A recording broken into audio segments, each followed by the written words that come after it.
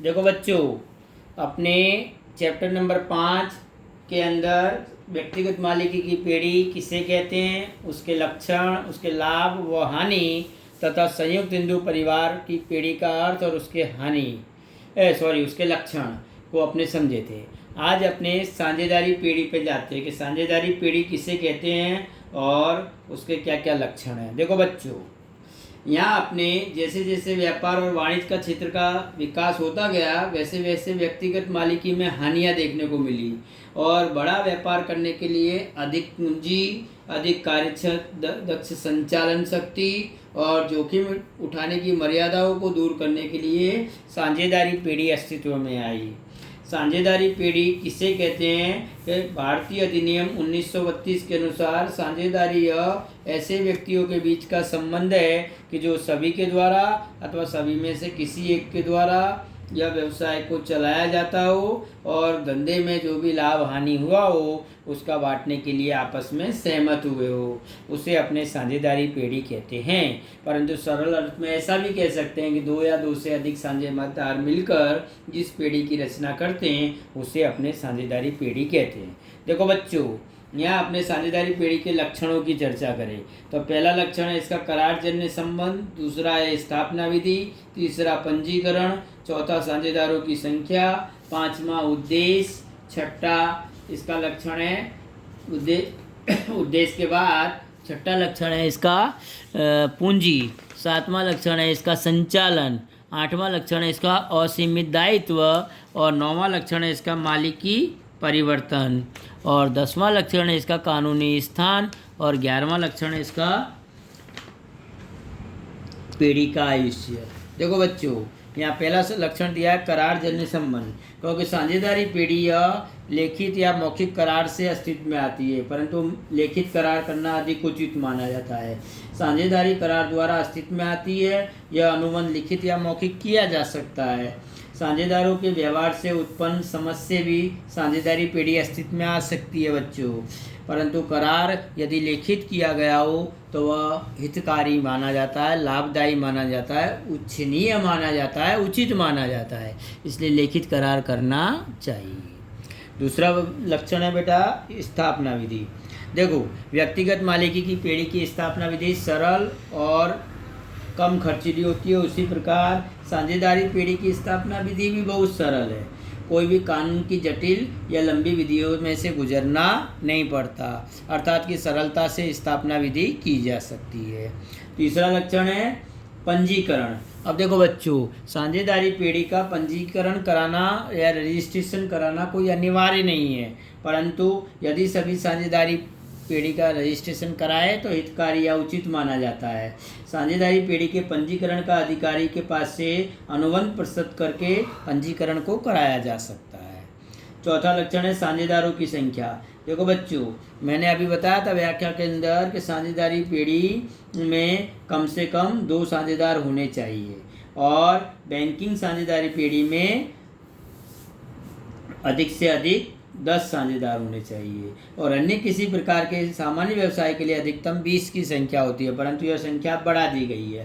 तो देखो, साझेदारी पेड़ी में कम से कम 2 साझेदार और सराफी पेड़ी में अधिक से अधिक 10 और अन्य किसी प्रकार की पेड़ी में अधिक से अधिक 20 की संख्या रखी जा सकती है।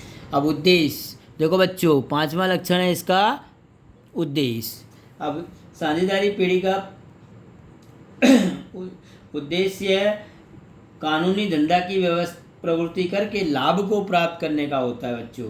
लाभ रहित उद्देश्य की कोई भी प्रवृत्ति साझेदारी पेड़ी की प्रवृत्ति नहीं मानी जाती, इसलिए सामाजिक सेवा, धार्मिक कार्य करने की प्रवृत्ति कानून के अनुसार होते हुए भी वह साझेदारी पेड़ी नहीं कही जा सकती, क्योंकि उसमें लाभ का उद्देश्य नहीं होता। इसलिए जिस पेड़ी में लाभ का उद्देश्य हो उसी पेड़ी को अपने साझेदारी पेड़ी कहते हैं। छठा लक्षण है इसका पूंजी बच्चों। देखो बच्चों, व्यक्तिगत मालिकी की पेड़ी में एक ही मालिक द्वारा पूंजी लगाई जाती है, इसलिए वह एक दोष माना जाता है, परंतु यहाँ साझेदारी पेड़ी में सभी साझेदार पूंजी लाते हैं। इसके बावजूद भी पूंजी लाना सभी साझेदारों के लिए अनिवार्य नहीं है। उसमें से कोई साझेदार पूंजी न लाता हो तो भी चल सकता है, परंतु करार में दर्शाए गए अनुसार साझेदार सभी पूंजी लाना चाहते हैं और लाते हैं। संचालन, सातवां लक्षण बच्चों। अब देखो, साझेदारी पीढ़ी की व्याख्या में मैंने आप लोगों को बताया था कि सभी के द्वारा या सभी में से किसी एक के द्वारा संचालन किया जा सकता है। साझेदारी पीढ़ी का संचालन सभी साझेदार संयुक्त रूप से कर सकते हैं। सभी साझेदारों को धंधे के संचालन में निर्णय भाग लेने में अधिकार है, परंतु करार के अनुसार कोई एक या एक से अधिक साझेदार भी संचालन का कार्य कर सकते हैं। देखो बच्चों, असीमित दायित्व। व्यक्तिगत मालिकी की पीढ़ी की तरह यहाँ भी ऋण चुकाने में साझेदारों का दायित्व असीमित होता है। आवश्यकता पड़ने पर अपनी निजी संपत्तियों को बेचकर भी पीढ़ी के ऋण का भुगतान करना पड़ता है बच्चों। साझेदारी अधिनियम के अनुसार साझेदारी पीढ़ी के दायित्व के लिए साझेदार व्यक्तिगत रूप से संयुक्त रूप से जिम्मेदार माने जाते हैं। इसलिए यदि कोई भी एक साझेदारी पीढ़ी के दायित्वों के संदर्भ में निजी संपत्ति न चुका सके तो ऐसे समय पर बाकी के साझेदारों को निजी संपत्ति से भरपाई करना पड़ता है। इतना ध्यान रखना है बच्चों। नौवां लक्षण है मालिकी परिवर्तन। देखो बच्चों, साझेदारी पीढ़ी में मालिकी का परिवर्तन सरल नहीं है। सभी साझेदारों की सहमति के बिना कोई भी व्यक्ति अपना हस्तांतरण किसी को दूसरे को नहीं कर सकता, जबकि व्यक्तिगत मालिकी की पीढ़ी में ऐसा नहीं है। साझेदारी पीढ़ी में सभी साझेदारों की सहमति लिए बिना हिस्से का हस्तांतरण करे तो साझेदारी पीढ़ी का अन्य दूसरे साझेदार विसर्जन कभी भी करवा सकते हैं। इसलिए मालिकी परिवर्तन इतना सरल नहीं है। कानूनी स्थान। देखो बच्चों, भारतीय साझेदारी अधिनियम 1932 में साझेदारों के अधिकार, कर्तव्य, नियम, पीढ़ी का पंजीकरण तथा अन्य व्यवस्थाएं दर्शाई गई है। और 11वां लक्षण है इसका, पीढ़ी का आयुष्य। देखो बच्चों, साझेदारों की आयु सीमित होती है। साझेदार और साझेदारी पीढ़ी का अलग अस्तित्व होता है। इसलिए कोई एक साझेदार पागल हो जाए, मृत्यु हो जाए या दिवालिया हो जाए तो उस समय पीढ़ी का अंत आ जाता है। सभी साझेदार सर्वसम्मति से संबंधित साझेदार का भाग का विभाजन आंतरिक रूप से या नए साझेदार के प्रवेश द्वारा कर सकते हैं। ऐसे साझेदारी की समाप्ति हो जाती है, परंतु कई बार पीढ़ी का विसर्जन नहीं होता। देखो बच्चों, ये 11 लक्षण है। देखो बच्चों, आज अपने साझेदारों के प्रकार के विषय में भी थोड़ा समझ लें कि साझेदार के कितने प्रकार है। तो देखो बच्चों, यहाँ साझेदारों के एक तो 7 प्रकार है वैसे तो पहला दिया है सक्रिय साझेदार, दूसरा निष्क्रिय साझेदार, तीसरा नाम मात्र का साझेदार, चौथा लाभ मात्र का साझेदार, पांचवा मानद साझेदार और छठा अवयस्क साझेदार। परंतु एक 7वां सीमित साझेदार है। ऐसे भी सीमित साझेदारी पीढ़ी भारत और नेपाल जैसे देश में नहीं देखने को मिलती, फिर भी सीमित साझेदार होता है, जो आपकी बुक में तो नहीं दर्शाया परंतु मैं बताता हूँ बच्चों। देखो बच्चों, यहाँ सर्वप्रथम सक्रिय साझेदार का साझेदारी कानून के अनुसार यदि व्यक्ति साझेदार बने और पीढ़ी के संचालन में सक्रिय रुचि लेकर यदि कार्य करे तो ऐसे साझेदार को हम सक्रिय साझेदार कहते हैं। अर्थात कि कोई भी कार्य सौंपा जाए वो सक्रिय रूप से कार्य करता हो, ना नहीं बोलता हो, तो उसे हम सक्रिय साझेदार कहते हैं। ऐसा साझेदार लाभानी में निश्चित किया गया भाग तो प्राप्त करता ही है, परंतु पीढ़ी के कार्यों के लिए अन्य साझेदारों का एजेंट भी माना जाता है, प्रतिनिधि माना जाता है, एजेंट माना जाता है। इसलिए उसे हम सक्रिय साझेदार का दर्जा देते हैं। दूसरा है निष्क्रिय साझेदार, स्लीपिंग पार्टनर, हमेशा सोता रहे, निष्क्रिय रहे, ऐसा साझेदार।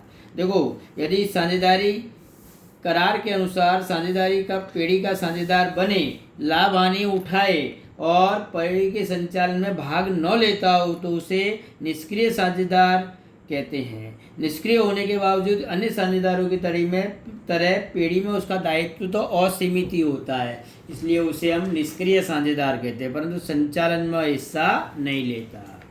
तीसरा है नाम मात्र का साझेदार।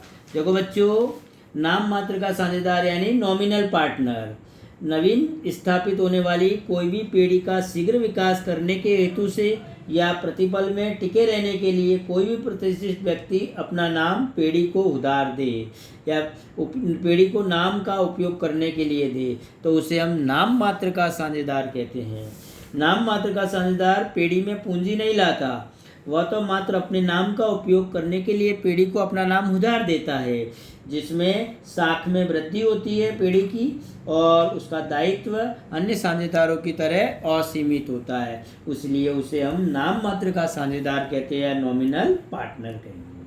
देखो बच्चों, अगला है लाभ मात्र का साझेदार। देखो, जो साझेदार सिर्फ लाभ में हिस्सा प्राप्त करता हो, अर्थात कि पार्टनर इन प्रॉफिट ओनली।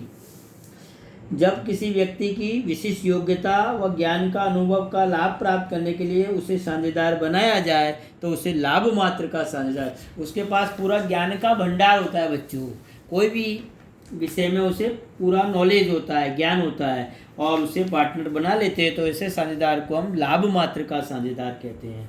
साझेदारी पीढ़ी में पूंजी लाए या न लाए फिर भी उसे लाभ में हिस्सा दिया जाता है। पीढ़ी में हानि हो तो उससे भाग नहीं लिया जाता, इसलिए सिर्फ पार्टनर इन प्रॉफिट ओनली के रूप में उसे साझेदार बनाया जाता है। पांचवा साझेदार है मानद साझेदार। देखो बच्चों, मानद साझेदार यानी पार्टनर बाय एस्टोपल और होल्डिंग आउट, मतलब जिस व्यक्ति ने साझेदारी का करार किया हो, पीढ़ी में पूंजी न लाता हो, लाभ में हिस्सा न प्राप्त करता हो, परंतु उसका व्यवहार इस प्रकार का हो कि त्रायित व्यक्ति उसे साझेदार मान ले, तो ऐसे साझेदार को हम माना गया या मानद साझेदार कहते हैं। संचालन या लाभ में न भाग लेने से के बावजूद भी त्रायित व्यक्ति द्वारा उसकी साख को ध्यान में रखते हुए पीढ़ी के साथ व्यवहार करने से उसका दायित्व असीमित माना जाता है, परंतु उसे माना गया साझेदार कहते हैं। छठा है बच्चों अवयस्क या नाबालिग माइनर पार्टनर। भारतीय अधिनियम के अनुसार मात्र वयस्क व्यक्ति को ही अनुबंध करने का अधिकार प्राप्त होता है, इसलिए वयस्क व्यक्ति ही साझेदार बन सकता है, नाबालिग नहीं। यदि किसी साझेदार की मृत्यु हो जाए तो उसके नाबालिग पुत्र को साझेदार बनाया जा सकता है, परंतु नाबालिग साझेदार पीढ़ी का ऋण चुकाने के संबंध में कोई भी उसका दायित्व नहीं होता। नाबालिग साझेदार की निजी संपत्ति को हम जब्त नहीं कर सकते।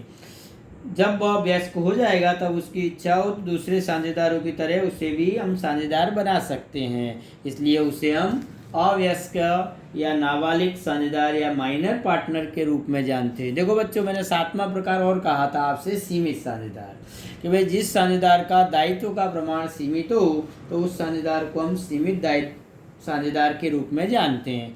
इस प्रकार साझेदारी पीढ़ी के साझेदारों के 7 प्रकार है। बच्चों अपने यहाँ तक रखते हैं। दोनों प्रश्न आपको आपकी नोटबुक में लिखना है और मुझे चेक करने के लिए देना है।